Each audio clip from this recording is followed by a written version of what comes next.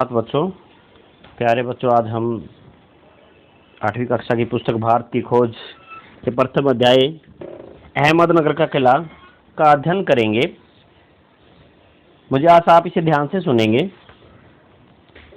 यह अध्याय पंडित जवाहरलाल नेहरू जी द्वारा लिखा गया है, जिनका जन्म 1879 में और मृत्यु 1964 में हुई थी।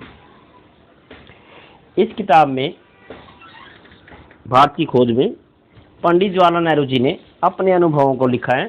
वो भारत के बारे में कैसे जानते हैं और आप लोग कितना जानते हैं, ये सब लिखा है। तो प्यारे बच्चों, ध्यान दीजिए। इसके अंदर जो मुख्य बातें आएंगी आप उसे ध्यान से सुनेंगे और अपनी पुस्तक में पेंसिल के साथ अंडरलाइन भी करेंगे। यह मेरी 9वीं जेल यात्रा थी। तो प्यारे बच्चों, अब हम इसे अध्याय शुरू करते हैं। अहमदनगर का किला। यह मेरी 9वीं जेल यात्रा थी। हमें यहाँ आए हुए 20 महीने से भी अधिक समय हो चुका था। जब हम यहाँ पहुंचे तो अंधियारे आकाश में झिलमिलाते दूज के चांद ने हमारा स्वागत किया। उनका स्वागत किसने किया? दूज के चांद ने। मतलब ये है, कहने का भाव ये है कि जिस दिन जब इस किले में आए थे पंडित जवाहरलाल नेहरू जी, तो उस दिन दूज थी। शुक्ल पक्ष शुरू हो चुका था। तब से हर बार जब नया चांद उगता तो जैसे मुझे याद दिलाता कि मेरे कारावास का एक महीना बीत गया है। मतलब हर महीने चांद की स्थितियाँ बदलती रहती है, उसकी कलाएं बदलती रहती है। तो प्यारे बच्चों, जब वो बदलती तो एक महीने के बाद जब वो चांद की पहली स्थिति आ जाती तो पंडित जवाहरलाल नेहरू जी को एहसास हो जाता कि उनका एक महीना इस जेल में पूरा हो चुका है। यदि मेरे बंदी जीवन का स्थायी सहचर था, यही मेरे बंदी जीवन का स्थायी सहचर था। मतलब साथ चलने वाला। स्थायी सहचर क्या होता है बच्चा? जो हमेशा उसके साथ रहे, उसको कहते हैं स्थायी सहचर। साथ में हमेशा चलने वाले को स्थायी सहचर कहते हैं। वही मुझे इस बात की याद दिलाता कि अंधेरे के बाद उजाला होता है। तो प्यारे बच्चों, अगले पेज पे आ गए हम। अतीत का भार। अगला पेज क्या है? क्या नाम है बच्चों उस पेज का? अतीत का भार। अतीत का भार। दूसरी जेलों की तरह यहाँ अहमदनगर के किले में भी मैंने बागवानी करना शुरू कर दिया। तो मतलब क्या है कि पंडित जवाहरलाल नेहरू जी जहाँ भी जेल में जाते थे वहाँ बागवानी करते थे, सब्जियाँ फूल पौधे उगाते थे। तो यहाँ भी उन्होंने वही काम शुरू किया। मैं रोज़ कई घंटे तपती धूप में भी फूलों के लिए क्यारियाँ बनाता। क्यारियाँ क्या होती है बच्चों? जैसे हम छोटे छोटे पार्ट बना देते हैं ज़मीन में और कहीं पे भिंडी लगा देते हैं, कहीं फूल लगा दिए, कहीं पे तोरी लगा दी, कहीं पे घिया लगा दी। ऐसी मतलब क्यारियाँ अलग अलग बनाने। वो क्यों बनाई जाती है? ताकि उनमें पानी सही ढंग से दिया जा सके, इसलिए क्यारियाँ बनाई जाती हैं अलग अलग। किसी सब्जी को पानी की जरूरत ज़्यादा होती है, किसी को कम होती है, इसलिए क्यारियाँ बनाई जाती है। खेतों में भी आपने देखी होगी अलग अलग क्यारियाँ बनी होती हैं। वो इसी वजह से होती हैं ताकि उनको पानी सही ढंग से दिया जा सके। मिट्टी बहुत खराब थी, पथरीली थी, पुराने मलबे और अवशेषों से भरी हुई थी। क्योंकि यह इतिहास स्थल है, इसलिए अतीत के इन अवशेषों से भरी हुई है। वो इतिहास स्थल है, मतलब वहाँ पे पुरानी इमारत थी, पुराना किला था, वो टूट फूट चुका था। तो वहाँ से पुरानी ईंटें, पत्थर, गुंबद और ये दीवारें निकलती रहती थी जब वो खुदाई करते थे।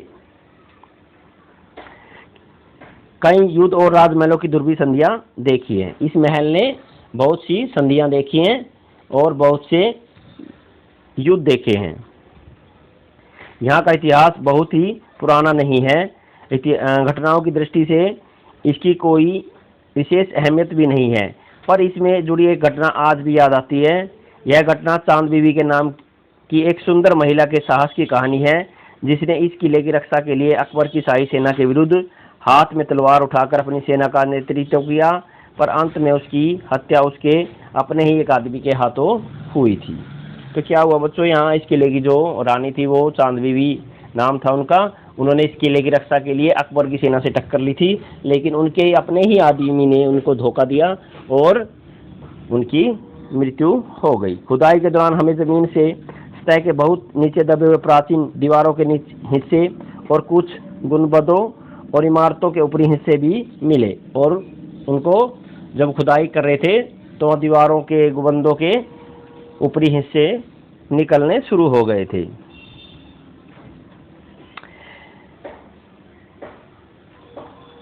हम बहुत दूर नहीं जा सके क्योंकि न तो अधिकारियों ने इसकी मंजूरी मिली और न ही हमारे पास इस काम को जारी रखने के साधन थे। तो पंडित जवाहरलाल नेहरू जी क्या कह रहे हैं कि अधिकारियों ने इसकी खुदाई करने की हमें मंजूरी नहीं दी क्योंकि एक ऐतिहासिक स्थल था, इस वजह से उनको अधिकारियों ने, अंग्रेज अधिकारियों ने उनको वहाँ खुदाई करने से मना कर दिया था। तो प्यारे बच्चों, आगे देखते हैं क्या इसमें, इस अध्याय में। कुदाल छोड़कर, अब मैंने कुदाल छोड़कर हाथ में कलम उठा ली थी। उन्होंने क्या किया, जो खुदाई करने के लिए जो कसी, फावड़ा और कुदाल होती है उनको छोड़ के पंडित जवाहरलाल नेहरू जी ने लिखना शुरू कर दिया। पर मैं जब तक आज़ाद नहीं हो जाता कर्म के माध्यम से वर्तमान को अपने अनुभव का हिस्सा नहीं बना लेता, मैं उसके बारे में नहीं लिख सकता। तो अगले पेज पे आ गए बच्चों। तो उसके बारे में नहीं लिख सकता, न ही पैगंबर की भूमिका अख्तियार कर मैं फिलहाल भविष्य के बारे में लिख सकता हूँ।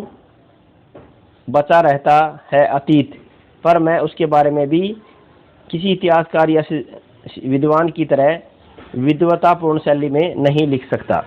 वो क्या कह रहे हैं कि मैं किसी विद्वान या किसी लेखक की तरह मैं ऐसा नहीं लिख सकता। मैं पहले की तरह अपने आज के विचारों और क्रियाकलापों के साथ संबंध स्थापित करने की उसके बारे में कुछ लिख सकता हूँ।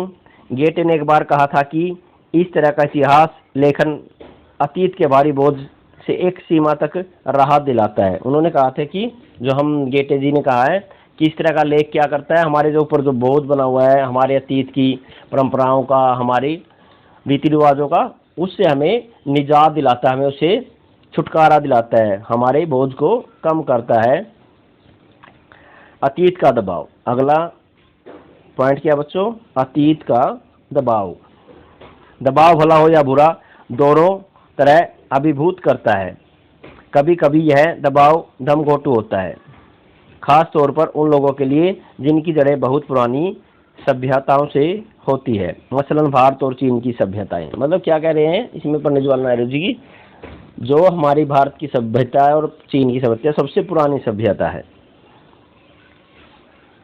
आखिर मेरी विरासत क्या है, मैं किन बातों का उत्तराधिकारी हूँ, क्या उन सब का जिसे मानवता ने दसियों हजारों साल के दौरान हासिल किया है।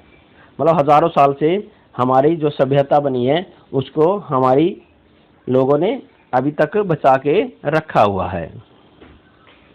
उसकी विजयों के उल्लास का, उसकी पराजयों के दुखद यंत्रणा का, मानव का उन हैरतअंगेज साहसिक कार्यों का जिसकी शुरुआत युगों पहले हुई और जो अब भी जारी है, हमें आकर्षित करती है। वो क्या कह रहे हैं देखो पंडित जवाहरलाल नेहरू जी, उनकी विजयों के उल्लास का, कि हमारी जो विजय हुई थी, हम किसी पे जीते थे, हमारी जो युद्ध में विजय हुई थी उनकी खुशी का, और जो हमारी हार हुई थी उनकी दुखद यंत्रणा का, मानव के उन हैरतअंगेज साहसिक कार्यों का जिनकी शुरुआत युगों पहले हुई थी और जो अब भी जारी है, हमें आकर्षित करती है। तो क्या कह रहे हैं बच्चों पंडित जवाहरलाल नेहरू जी कि हमें जो सब बातें, जो हमारी हार हुई थी, जीत हुई थी, वो सब हमें आकर्षित करती है, हमें अपनी तरफ खींचती है। मैं इस सब का वारिस हूँ और मैं उन सब बातों का वारिस हूँ, मतलब उन सब बातों को जानता हूँ, उनके बारे में लिख रहा हूँ।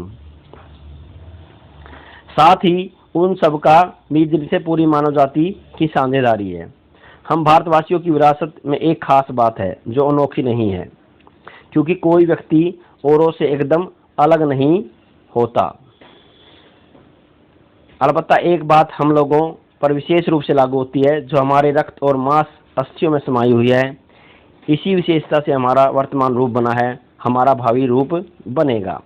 इसी विशिष्ट विरासत का विचार और वर्तमान पर इसे लागू करने की बात एक लंबे अरसे से मेरे मन में घर किए हुए है। मैं इसी के बारे में लिखना चाहता हूँ। विषय की कठिनाई और जटिलता मुझे भयभीत करती है। वो क्या कह रहे हैं कि मैं इसके बारे में लिखना चाहता हूँ, लेकिन इसकी विषय की जटिलता, ये बहुत बड़ा विषय है, हमारा देश बहुत विशाल है और इसमें तरह तरह की घटनाएं तरह तरह के रीति रिवाज, तरह तरह की बातें हैं जिनको लिखना बहुत ही मुश्किल और जटिल है और बहुत कठिन है। मुझे लगता है कि मैं सही तौर पर इसका स्पर्श ही कर सकता हूँ। मैं पंडित जवाहरलाल नेहरू जी कह रहे हैं, पंडित जवाहरलाल नेहरू जी कह रहे हैं कि मैं तो सिर्फ इसका एकमात्र थोड़ा सा हिस्सा ही लिख सकता हूँ, क्योंकि ये हमारा देश की सभ्यता, हमारी संस्कृति, हमारे रीति रिवाज बहुत विशाल और बहुत बड़े हैं। तो प्यारे बच्चों, आज हमने इस अध्याय में पंडित जवाहरलाल नेहरू जी के अनुभवों के बारे में जाना और उन्होंने जो लिखा है अपनी पुस्तक भारत की खोज में, उसका एक छोटा सा हिस्सा है इस पाठ के अंदर, वो जाना है। और मुझे आशा है कि आपने इनकी जो मुख्य बातें हैं उनको अंडरलाइन किया होगा और उन्हें याद करने का प्रयास भी करना है।